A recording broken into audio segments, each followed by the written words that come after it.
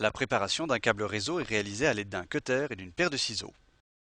Une pince dédiée RJ45 est indispensable, elle est calibrée, d'un côté pour laisser passer la languette de sécurité, de l'autre pour finaliser le montage du connecteur. Le connecteur présente 8 passages pour les fils et un cache indépendant permet de le protéger lors des manipulations des utilisateurs. Ce câble est blindé de catégorie 6, il résiste aux perturbations électriques extérieures. On commence par découper droit le câble à préparer, puis on insère le cache de protection sans écraser le câble pour ne pas l'endommager. On dénude 2 cm de câble à l'aide d'un cutter, sans trop forcer pour ne pas couper les fils.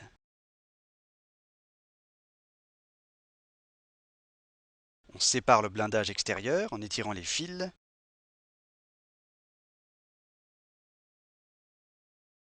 Puis on les découpe au ciseau.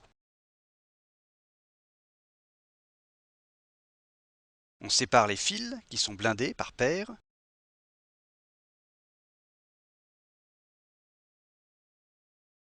Puis on les dénude soigneusement de leur blindage.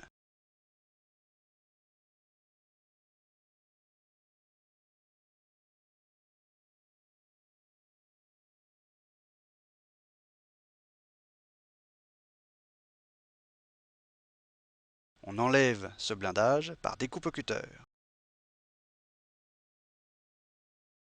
On positionne ensuite les fils par paire. À chaque fil de couleur correspond un fil blanc avec un trait de la même couleur. L'ordre conventionnel est orange, blanc-orange, vert, blanc-bleu, bleu, blanc-vert, marron, blanc-marron. On plaque les fils dans cet ordre et on égalise leur longueur par découpe au ciseau. On doit alors maintenir les câbles entre les doigts pour ne pas les mélanger, tout en les insérant dans le connecteur bien à fond.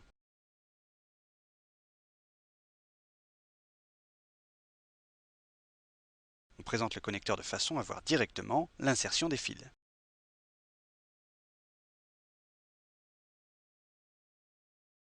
On insère le connecteur dans la pince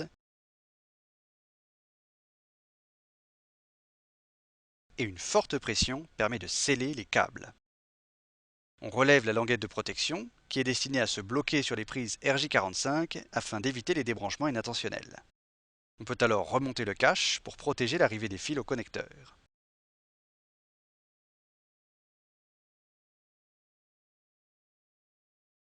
Pour vérifier le fonctionnement du câble, on le raccorde à un ordinateur, puis à un routeur.